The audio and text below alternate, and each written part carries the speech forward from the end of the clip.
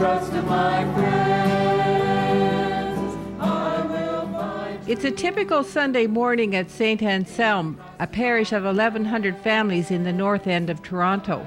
As usual, there are several members of St. Anselm's CWL Parish Council involved in making this Sunday and every Sunday a real expression of the parish community. Many of the CWL members are vitally important in parish life. For example, you'll find many of the people who are lay ministers on the altar belong to the CWL. The ushers, the lectors, the same. You find that their service within the parish is quite vital and is quite visible.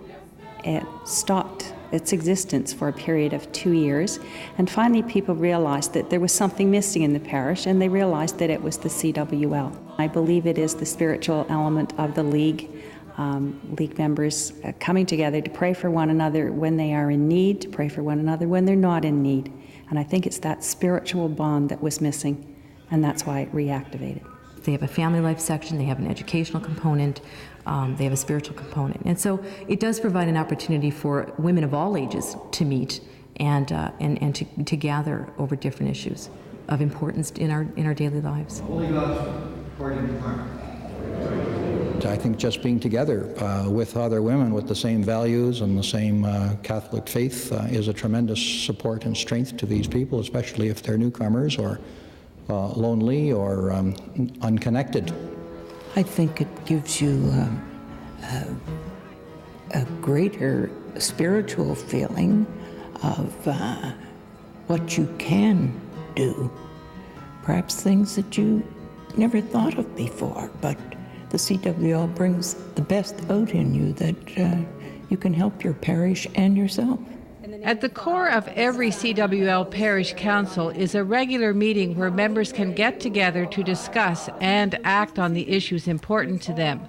On this particular evening, the Council is preparing a resolution on the issue of organ transplants. A resolution, as you know, is looking at some area in which there has been some injustice or where there is some societal wrong, some problem, and putting together a statement which can later be taken to various stages, various levels, the appropriate level of legal authority in the province or nationally to try to right that societal wrong. You will recall that Peter Brisbois, our past president's husband, had to have an organ transplant about a year ago. And so this morning I thought we would first of all ask Anne Brisbois to talk about this issue from her own personal experience of going through this with her husband Peter a year or so ago. Anne? Peter had his heart attack 5 years ago. Just a heart attack. He was playing at Leaside with the old boys and keeled over, and he had chest pains, and they took him up. They said that his heart was damaged, but also that he would have congestive heart failure, where the heart muscle was so weak that it wouldn't pump, and it would get worse. Formulating and acting upon resolutions at every level of CWL life, parish, diocesan, provincial, and national, speaks to the very essence of the organization. It is the meeting point of the members' collective spirituality and public concerns. For St. Anselm, the development of this resolution on organ transplants is the first resolution in its history. Are there any questions? Yes, there's a question. You spoke of the resolution that St. Anselm's were going to adopt. What exactly would this be? What would it entail, and how would we go about it? The resolution would be more with people to get people to sign the donor cards, not so much awareness. I think there is already awareness of what is going on. We read in the paper all the time, kidney, liver, heart transplant, the success stories. But it's to get people to sign the cards.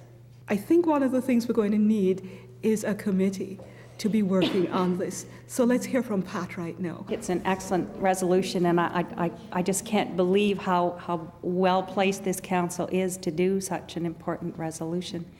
Resolutions are really one of the most important facets of League activity, and to find that my own council is interested in doing one and doing one on such a wonderful topic, for me, it's just an inspiration. I will go back to archdiocesan level on cloud 6, 7, 8, 9.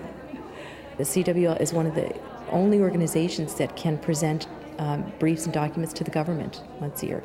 And so really it's a forum for political change. And if we're going to live out our values in the political arena, in the secular world, we have to have a place where we can do that. CWL can really make a difference on the political scene. One thing we're fighting now is pornography and abortion and euthanasia. And I think all members have to speak out about that. They have to write their members of parliament. It doesn't take too long to write a letter, but sit down and do it, because it's very important to let them know where we stand on these issues. Membership in the Parish CWL has a way of developing its members into a realization of skills and perceptions they then take into all parts of life. Patricia Beattie is a former president of St. Anselm's CWL Parish Council. Currently, she is president of the Toronto Archdiocesan CWL. She includes a new spirituality and a heightened self-confidence among the gifts she has acquired. I have grown so much, both personally and spiritually, because of my involvement with the League over the years. It's almost an immeasurable growth.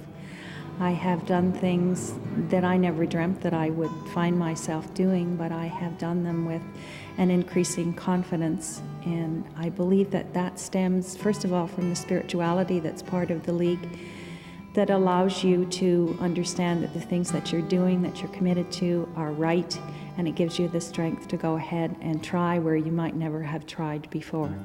Barbara Ford, the current president of St. Anselm CWL Parish Council, has taken several leadership roles with the League. Learning to fit that into an already crammed schedule has meant developing interpersonal and organizational skills that benefit her work and family life. I have learned to be tactful. I have learned to be resourceful. I have learned to think on my feet. And the tact that I've used in meeting situations, I've also used, I think, in my family situations. Dealing with an adolescent and a pre-adolescent has taken an awful lot of, being open and being honest and being frank, listening to somebody else's point of view. For Helen Teskey, her CWL parish volunteer work now extends into other organizations, such as the Red Cross Donor Clinic, where she helps out once a week. Once our 12 children were grown up and I became a widow, it was a tremendous outlet for me, both spiritually and actively, to be able to feel you're doing something. Just because you get older doesn't mean you can't do things.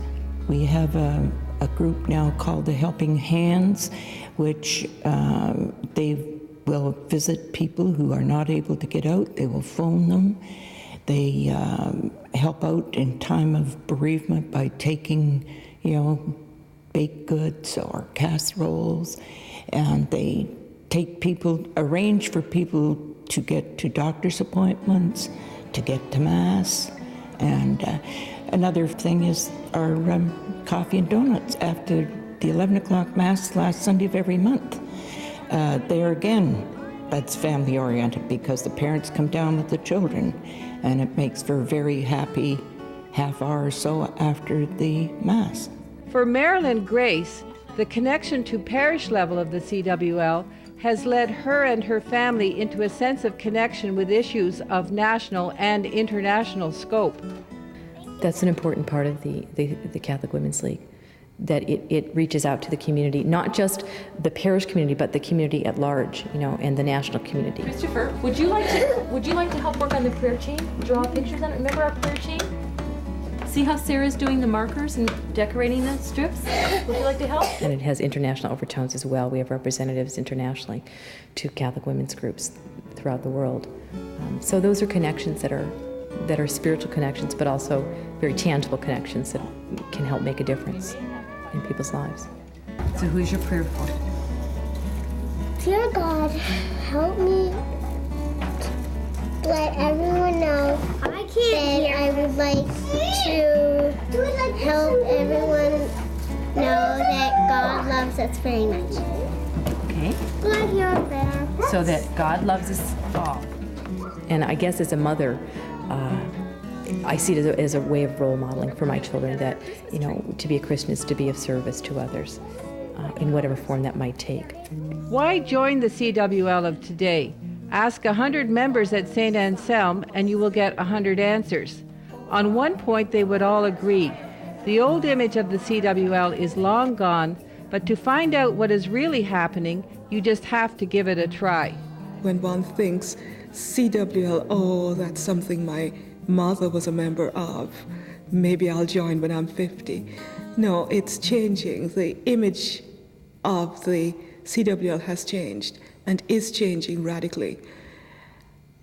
I think that by joining they'll find that there's leadership within the church society, there's leadership within the organization itself, but quite apart from that, there are opportunities for doing things, joining boards, joining societies, joining committees that would satisfy many women who today think that they simply haven't got a voice within the church or within the society.